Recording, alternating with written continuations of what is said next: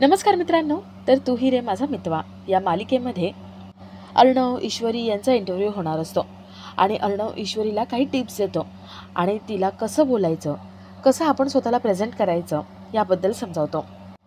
अर्णवमुळे ईश्वरीसाठी सगळं सोपं होऊन जातं. तिला सगळं सोपं वाटत असतं. अर्णव आपल्या सोबत आहे म्हणून तिला खूप चांगलं वाटतं. ईश्वरी अर्णवला म्हणते, अर्णव सर, अहो मी या सगळ्याचा विचार केला पण मला हे नाही जमणार. तुम्ही एक काम करा ना, तुम्ही त्यांना सांगून टाका की तुमच्या एकट्याचा इंटरव्ह्यू घे, माझा नको प्लीज. अहो मी इंटरव्ह्यूमध्ये पागलसारखं काही पण बोलून गेले तर? अर्णव म्हणतो, एवढं काही कठीण नसतं गं. एक काम कर, तुला काही कळलं नाही ना तर तू मला एक इशारा कर, म्हणजे कसं आहे ना, मग मी सगळं पुढचं सांभाळून घेईल. ईश्वरी म्हणते, चालेल, मी तुम्हाला इशारा करेल आणि मग तुम्ही पुढची उत्तरं द्या. अर्णव ईश्वरी तयार व्हायला जातात. तर इकडे लावण्या इंटरव्ह्यू घेणाऱ्या माणसाला म्हणते, आता तुझं फक्त एकच काम असणार आहे. ती मिडल क्लास मुलगी अर्णवची बायको, तिचा जास्तीत जास्त इन्सल्ट झाला पाहिजे. आणि हो, अजून एक गोष्ट, तिचा इन्सल्ट करण्यासाठी मी तुला इथे मुद्दाम बोलवलं आहे असं डाऊटसुद्धा कोणाला येता कामा नये. तो माणूस म्हणतो, मॅडम काही काळजी करू नका, तुमचं काम अगदी परफेक्ट करेन मी. लावण्य त्या माणसाशी बोलत असते आणि तेवढ्यात तिथे अर्णव ईश्वरी तयार होऊन खाली येतात. अर्णवचं लक्ष लावण्याकडे जातं आणि त्याला डाऊट येतो.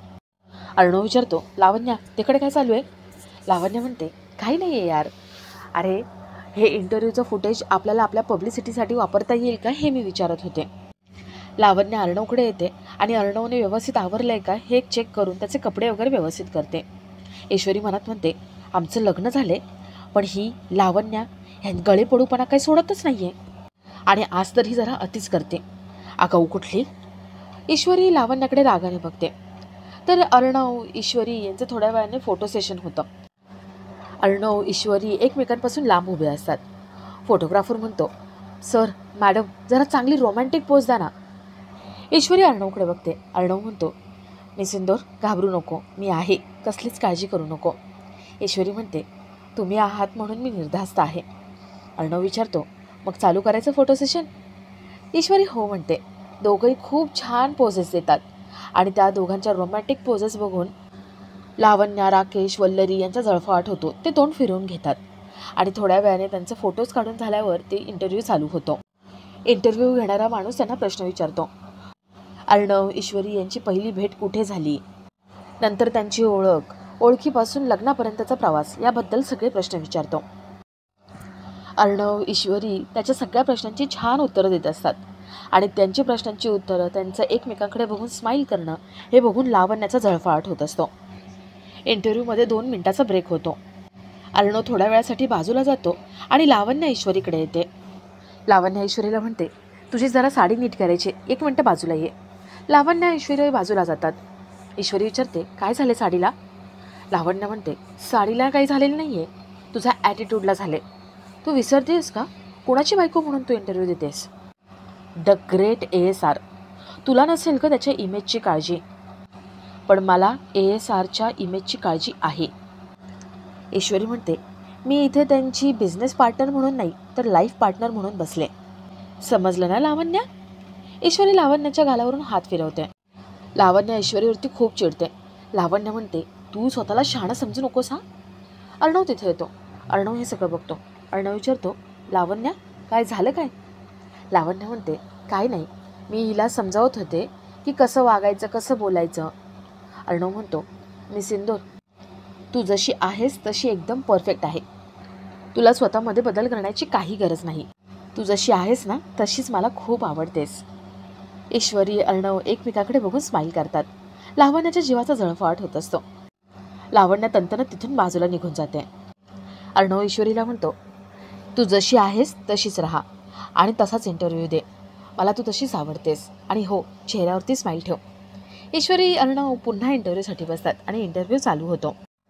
इंटरव्ह्यू घेणारा माणूस ईश्वरीला प्रश्न विचारतो.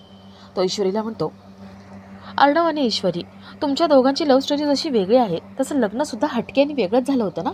तुमच्या दोघांचं लग्न विचित्र आणि डाऊटफुल झालं होतं ना? कसं झालं होतं तुमचं लग्न? ईश्वरी घाबरते आणि अर्णवकडे बघते. अर्णव ईश्वरीच्या हातावर हात ठेवतो आणि घाबरू नको म्हणून तिला इशाऱ्याने सांगतो. अर्णव इंटरव्ह्यू घेणाऱ्या पंकजला ओरडतो. तो म्हणतो, काय म्हणायचं तुम्हाला? डाऊटफुल म्हणजे काय? पंकज म्हणतो, तुमच्या लग्नाच्या वेळेस खूप मोठी कॉन्ट्रोवर्सी झाली होती आणि म्हणून मी विचारलं. पंकज ईश्वरीला विचारतो, ईश्वरीजी, तुमचं लग्न वेगळ्याच व्यक्तीसोबत ठरलं होतं, हे खरं आहे का? ईश्वरी घाबरत्याने अर्णवकडे बघते. अर्णव म्हणतो, हो खरं आहे ते. खरं तर असं झालं होतं. पंकज म्हणतो, थांबा, मी यांना प्रश्न विचारतोय आणि ईश्वरीजींनी उत्तर द्यायचे. ईश्वरीजी, खरं खरं सांगा, हे लग्न खरंच ॲक्सिडेंटली झालं होतं का हा तुमचा सगळा प्लॅन होता राजेश शिर्केंसोबत लग्न करण्यासाठी? म्हणजे बघा, बाहेर अशी चर्चा चालू आहे की अर्णवचा पैसा, स्टेटस हे सगळं बघून तुम्ही ऐन वेळेला मुद्दामच यांच्यासोबत लग्न केलं. मुद्दाम म्हणजे व्यवस्थित प्लॅनिंग करून यांना फसवलं तुम्ही. सांगा ईश्वरीजी, हे खरं आहे का? अर्णव खूप भडकतो. अर्णव म्हणतो, नीट तोंड सांभाळून विचारा प्रश्न. पंकज म्हणतो, हे बघा, हे काही माझं म्हणणं नाही आहे. जेव्हापासून तुमचं लग्न झालं आहे तेव्हापासून हीच चर्चा आहे बाहेर.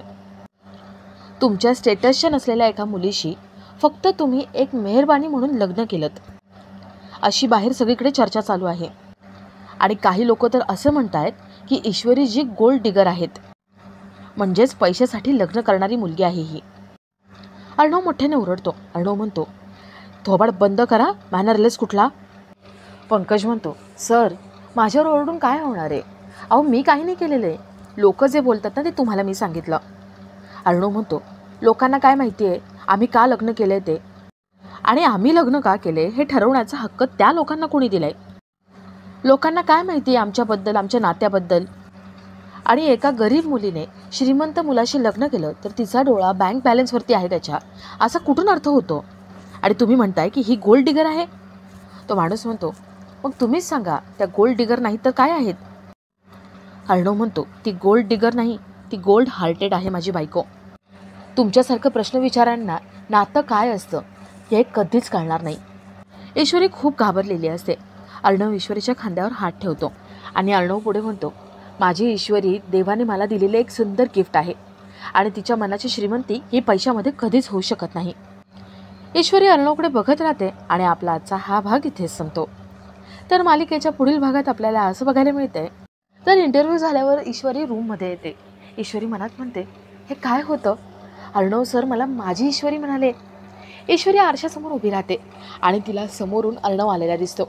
अर्णव ईश्वरीकडे येतो आणि माझी ईश्वरी म्हणतो. ईश्वरी मनात म्हणते, हे मला काय होतंय सारखं? मला सरांचा भास का होतोय? म्हणजे मी प्रेमात तर पडले नाही ना? तेवढं तिथे अर्णव येतो. ईश्वरी सहज बोलून जाते की मला माझी ईश्वरी पुन्हा बोलायचं नाही. अर्णव भडकतो म्हणतो, ठीक आहे, कधीच बोलणार नाही. अर्णव रागाने निघून जातो. तर इथे राकेशला तो इंटरव्ह्यू काही सहन होत नाही. राकेश दारू प्यायला बसतो. राकेश मनात म्हणतो, अर्णव, आत्ता हा ग्लास जसा संपवलाय ना तसं एक दिवशी मी तुला संपवणार. तर थोड्या वेळाने ईश्वरी नम्रताला फोन लावते आणि ती नम्रता, आई या दोघींना इंटरव्ह्यूमध्ये काय काय झालं ते सगळं सांगते. ईश्वरी म्हणते, अर्णव सर माझ्याबद्दल इतकं चांगलं बोलले आणि मी अजून त्यांना थँक्यू पण नाही म्हटलं. नम्रता म्हणते, एक काम कर, सरांच्या मूडचा अंदाज घे आणि मग थँक्स म्हणून टाक. ईश्वरी फोन ठेवते आणि मनात म्हणते, ईशू, आता तुला एकदम बढिया असं थँक्स म्हणायचं आहे. असं थँक्स म्हणायचं आहे ना की सरांचं दिल एकदम खुश होऊन गेलं पाहिजे.